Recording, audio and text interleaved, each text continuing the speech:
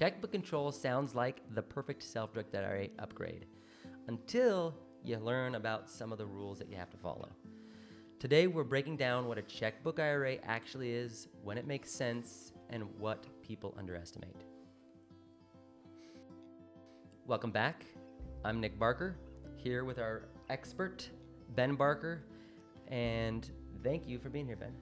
Great. I'm excited to be here. Self-directed IRAs, specifically checkbook IRAs, are some of my favorite topics. So I'm excited to dive into more about the self-directed IRA basics related to checkbook control. Yeah. And you might be wondering, what is a checkbook IRA, checkbook control? It's called a lot of different things, IRA LLC. But at the end of the day, that's what we're going to have Ben answer for us right now. Ben, what is a checkbook IRA? Checkbook IRA is an IRA LLC in which the IRA owns part ownership or full ownership in an LLC. The client acts as the manager of the LLC. So as manager of the LLC, they get to make the investment choices inside the LLC about what they want to invest in.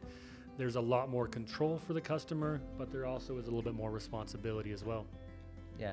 I mean, so at the end of the day, the IRA owns the LLC and you manage the LLC. Exactly. Right? Okay, cool. All right, let's move on. Why would someone choose a checkbook control IRA instead of just a standard self-directed IRA setup? There's a couple things. One is speed, and second is flexibility, and the third is cost. If you need to purchase a piece of property and you need to purchase it in a specific time and you're relying on the custodian to send the money in a specific time, it can be problematic. So having a checkbook IRA gives you a checking account where you're able to make the investment very quickly. Because you have that speed, you also have increased flexibility. When you want to buy, sell, and trade, you're not communicating directly with the custodian. You're communicating with yourself. You're doing all the transactions yourself. And the third, which is related to cost, there can be transaction fees in a self-directed IRA, but if you're doing the transactions through the LLC, the transaction fees get eliminated because the custodian is not doing the transactions, you're doing the transactions. So it's not really a different IRA. It's more like a tool for certain situations. Exactly. You're wanting to invest in real estate, for let's say. You can invest it in the IRA account and the IRA can hold it, or you can do an LLC and the LLC can invest in it. And doing it through the LLC gives you that saving of time and transaction fees. So it's a tool to help you ultimately accomplish your goal of buying real estate. Cool.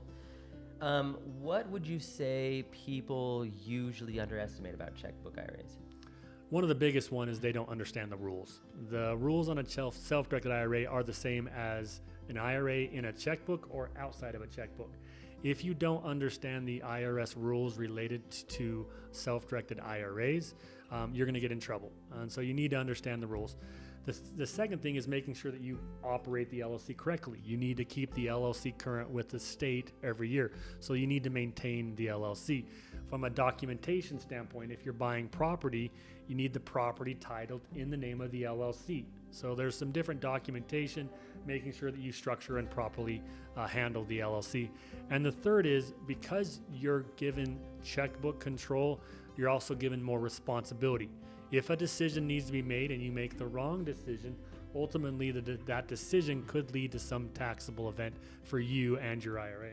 Yeah, so I mean, if you're not careful, a lot of those operational issues that the custodian would keep you aware of or make sure you're following, you now have to make sure you're following. Exactly. Right? Yeah. Okay, so it can still be a great tool though. So let's talk about who a checkbook IRA might be good for and maybe who should just keep it as a simple, regular self-directed IRA. First, if you are a savvy investor and you understand LLCs, if you've never heard of an LLC, and you're not going to probably want to do a self-directed IRA LLC. So you need to understand and know your level of what you're able to do and not able to do. The second thing is you need to clearly identify what you want to invest in. If you want to invest in real estate, IRA LLCs are good investments. If you want to invest in crypto or gold and silver, you may not need an LLC. It may not save you any time, and it may be more costly for you. And then you need to understand the rules. If you don't understand the rules and you get yourself in trouble, what could have been a great investment now becomes a taxable event that you're subject to have to pay taxes immediately. And then understanding that it is your responsibility to make sure that you follow the rules. If you are concerned over that, then you may want to just do a self-directed IRA where the custodian is handling the transactions, the wires, looking at the documentation, because with a checkbook IRA, we don't look at the documentations. If you're buying a property, we're not looking at it to make sure it was titled correctly. You need to do some of those things on your own. Yeah, and I would actually like to add in there that you may be one of those persons that knows the rules, knows all the things, and so you're thinking, well, I should just do checkbook IRA. But would you say that maybe it's not worth it for them if they really don't have many transactions that they're going to be doing? Yeah, I don't necessarily recommend it if you're not doing if you're doing more than 6 transactions a year, then maybe a checkbook IRA. Yeah. But anything less than 6 transactions, unless you're worried about speed. Yeah, like timing. If you're going down to the county and you want to buy a property, like just at the steps of the county, you need to have cash on hand immediately. Speed is important. Yeah. But if speed's not as important and you're not doing as many transactions, then you may not need a checkbook controlled IRA. Well, with that being said, what usually do you see as far as the steps or the things that people get wrong that have checkbook IRAs? When you understand the rules, obviously you're more responsible, but people don't understand the rules. They combine their personal money with their IRA money and they invest in a property, which technically is allowed, but then there's no clear line of who owns what percentages. So you need to make sure that if you're going to use personal funds and IRA funds, you do it correctly. A second thing is you don't keep a clean documentation. If you buy a property inside of an IRA LLC, then the LLC needs to purchase the property. The title needs to be in the LLC. And the third is you need to understand there are prohibited people. You cannot invest with people that are related to you. So if you want to buy a property that you own or family members own, it's going to be prohibited. If you understand the rules, if you follow those rules and those guidelines, then a checkbook controlled IRA can be a very powerful investment. Yeah. I mean, you shouldn't jump into it without understanding the rules. That's one of the main key takeaways here.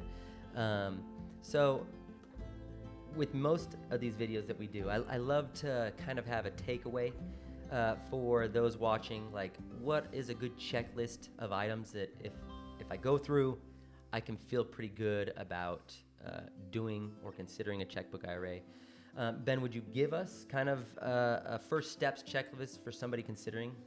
First, you need to know what a self-directed IRA is, what its basis is, what its rules are, why would you even do a self-directed IRA. The second thing, once you know what the bases are, is second, what do you want to invest in? If you want to invest in real estate, then I recommend IRA LLCs all day. If you want to invest in a startup company where you're not having to do any transactions, you're just investing in the company, then a checkbook controlled IRA may not be required. Third is review the IRA checklist for the structure and the responsibilities.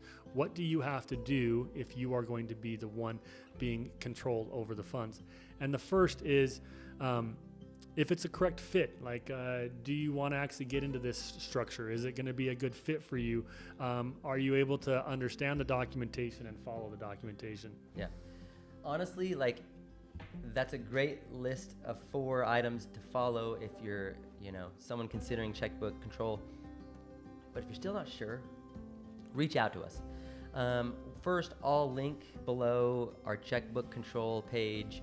But if you want help deciding whether it's the right fit, reach out to us at accuplan.net. Most of the time, the person answering those questions is actually Ben himself here. So, or if you call our number, you'll likely be getting Ben as well. So reach out to us. We can help you along the path if just a regular self-directed IRA or if checkbook control, a part of that self-directed IRA is for you. Yeah, definitely reach out. Like that's one thing that separates us from, I think, other competitors is that we do have the expertise and the knowledge. And if you do have a question, I've heard most of the questions that people ask. Can I invest in my primary residence? Can I invest with a child? I can help answer those questions and say, okay, is a checkbook IRA going to be beneficial or should I just do a standard self-directed IRA? Thanks for listening, guys. Catch us on the next one.